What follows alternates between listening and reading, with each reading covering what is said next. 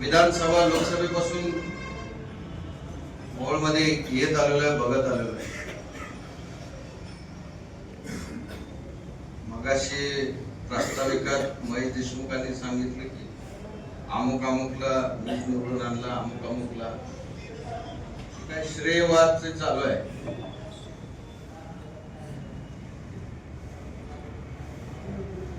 आमदार कधी म्हणत नाही की मला ह्याने आणलं त्याने आणलं. बाकीचे कारकून लोक लय बोलतात.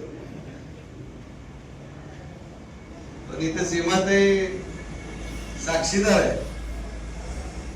त्या आमदारांचं पण आज जी सोबत दिसते ती बी तोंड वाकडे करून बसलेली, ती सगळी एकत्र आणायचं काम गणेश वानकरने केलंय. आमदारांनी जाहीर केलं. आपल्या इथे काही लोक आहेत ना, मला नेता म्हणा, मला नेता म्हणून स्वीकारा म्हणून फार प्रयत्न करतात. असा कधी कोण नेता होत नसतो. सोशल मीडियातनं चांगले कपडे घालून, चांगली गाडी घेऊन हिंडून अरे वगैरे आपले ते होता पदाधिकारी.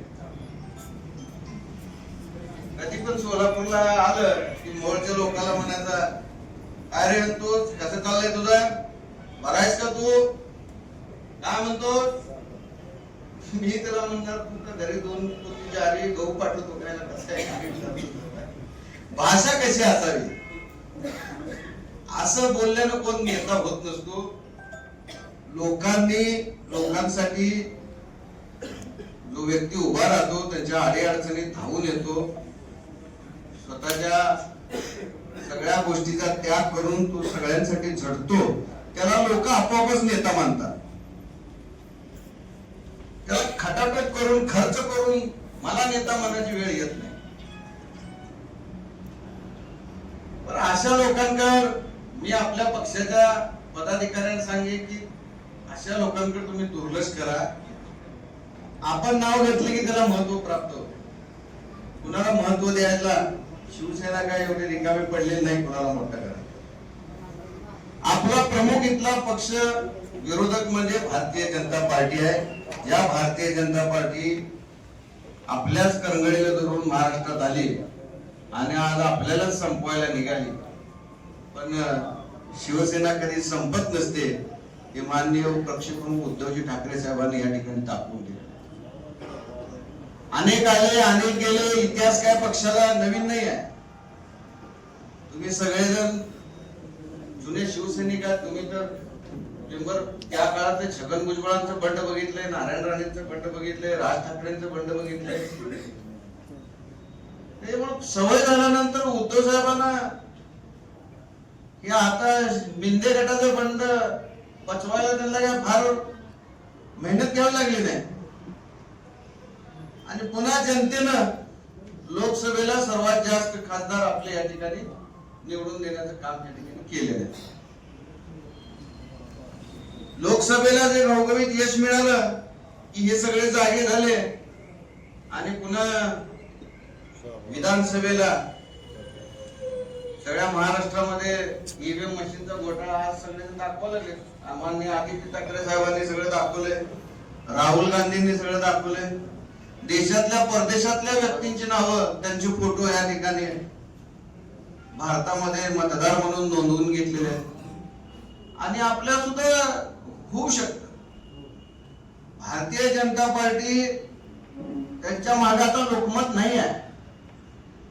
ती आता चिटर झालेले आहेत. अशा प्रकारची चिटिंग करून तंत्रज्ञानाचा वापर करून ती निवडणुका जिंकतात.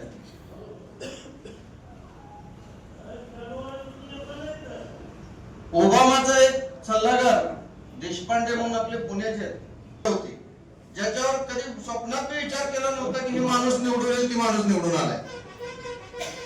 त्यांचा सर्वे आहे. आता खालच्या लेवलला सुद्धा काय करतील काय सांगता येत नाही. त्यामुळे आपल्याला फार सावध राहावं लागणार आहे. बंधूंनो,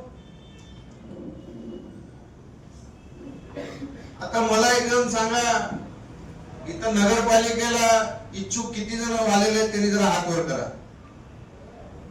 नगरसेवक साठी आणि नगर अध्यक्षासाठी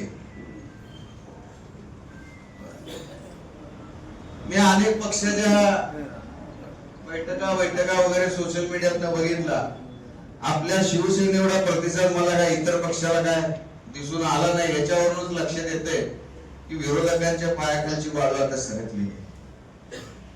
आपल्याच एका वार्डामध्ये आपलेच 2-2, 4-4 इच्छुक झालेले आहेत. असू दे, चांगली गोष्ट आहे. पण तिकीट तर कुणाला तरी एकालाच मिळणार. तुम्हाला या व्यासपीठावर एवढी खात्री देतो की कुणाचाही वशिला, कुणाचाही फोन, कुणाकडं कोण पाहुणा रावा गाठून, कोण तर कुणाकडनं तर वशिलेबाजीने तिकीट मिळवण्याचा कोणी प्रयत्न करत असेल तर अजिबात मिळणार नाही. काम कामाचा गुरु आहे. ज्यांनी काम केलंय, जो निष्ठावंत आहे, जो खरंच निवडून येण्याच्या निकष पात्रतेत बसतो, त्याच्या हातातच तिकीट आहे. मी स्वतः त्याच्या घरी जाऊन तिकीट देण्याचं काम करेन. पण कुणाच्या तर नावाखाली मी कुठं तर निवडून येतो हे चालणार नाही. तुम्ही निवडून याला तुमची योग्यता असली पाहिजे, तुम्ही ती दाखवली पाहिजे. उगाच मग इकडे कोण तर उभा आहेत, समजा मेंबर आहेत, त्यांनी उभारत नाही ते उदाहरण, त्यांच्या खाली मी येतो म्हणून जर घुसण्याचा प्रयत्न करत असेल, असं काय उपयोग नाही. तुमच्या स्वतःचं बी काहीतरी हक्काचं मतदान पाहिजे, तुमच्या मागे लोक पाहिजे, तुम्ही आधी काम केलेलं पाहिजे. तुमची बर तिथं तुमच्या समोर कोण उभारतंय त्याला कसा तुम्ही पराभूत करू शकतो, तुमच्याकडे तुमचं काय क्वालिटी आहे, तुमच्याकडे काय असं आहे की गोष्टी की मी त्याला मीच पाडू शकतो, सगळ्याचा विचार होणार. मी आता या ठिकाणी मी आपल्या पक्षाच्या वतीने शहर प्रमुखाकडे असे फॉर्म दिलेले आहेत. आता ज्यांनी ज्यांनी निवडणुकीला उभारणार आहेत हे फॉर्म शहर प्रमुख सत्यवान देशमुख कडून घ्यायचे आहेत आणि हे फॉर्म भरून त्यांच्याकडे उद्यापर्यंत द्यायचं आहे आणि शहर प्रमुखांनी माझ्याकडे आणून द्यायचं आहे. हे काय विनामूल्य आहे, दुसऱ्या पक्षासारखं डिपॉझिट नाही आहे. मी आपल्या सोलापूर जिल्ह्यात एक नगर परिषद आहे, त्याचं नाव घेणार नाही, इथला स्थानिक गटानं तर काय सांगितलंय, 20 लाख रुपये पहिला आणून द्यायचे. आम्ही निवडून आणणार, आम्ही खर्च करणार, तो गट म्हणतोय. आपल्या जिल्ह्यातल्या ती वेगळी नगर परिषद आहे. दुसऱ्या पक्षात काम कसं चालतंय आणि आपल्याकडे सगळं कसं चालतंय, नो कॉस्ट नो कास्ट. आपण सगळे साधे शिवसैनिक आहेत. घरातली चटणी भाकर खाऊनच आपण नगरसेवक होणार, नगराध्यक्ष पण आपणच होणार. आपला नगराध्यक्ष निवडून आणण्यासाठी मी मोहोळ तालुक्यामध्ये, आपल्या मोहोळ शहरामध्ये काही करेन, पण माननीय आदित्य ठाकरे साहेबांची सभा या ठिकाणी घेणार म्हणजे उद्धव साहेबांनी दिली तर सोनच होईल. आणि आपल्या शेजारचे जिल्ह्याचे खासदार लोकप्रिय ओमराजे निंबाळकर सुद्धा आपल्या ठिकाणी, यांना सुद्धा मी या ठिकाणी. अजून तुमच्याकडून ज्या ज्या निवडणुकीचं वातावरण सुरू झाल्यानंतर तुम्ही ज्यांना ज्यांना सांगा ज्यांची सभा आपल्याकडे आवश्यक आहे, अशा सगळ्या लोकांना आपण या ठिकाणी घेऊन येऊ. आपले अजून एक आमदार आहेत मुंबईचे हारून शेख, त्यांनाही आपण आणू. आपल्याला सगळ्या समाजाला घेऊन जायचं आहे. मुस्लिम समाजाला सुद्धा कळून चुकलंय की आतापर्यंत भाजपनं शिवसेनेची कशी बदनामी केली, ठाकरे म्हणजे मुस्लिम विरोधक असं दाखवण्यात आलं. आज मुस्लिम समाजाला कळून चुकलंय. उद्धव साहेबांनी जे करोनामध्ये काम केलं, विजापूर वेस सारख्या माझ्या शहरामध्ये विजापूर वेस आहे, तिथं माझे मुस्लिम बरेचसे बांधव आहेत. अक्षरशः उद्धव साहेब राजीनामा देऊन वर्षा बंगल्यातून बांद्र्याला येईपर्यंत 9 तास लागले होते. तर मला किती तर मेसेज आले, माझे मुस्लिम बांधवांच्या डोळ्यात सुद्धा पाणी होतं, अशा चांगल्या माणसावर ही वेळ आली.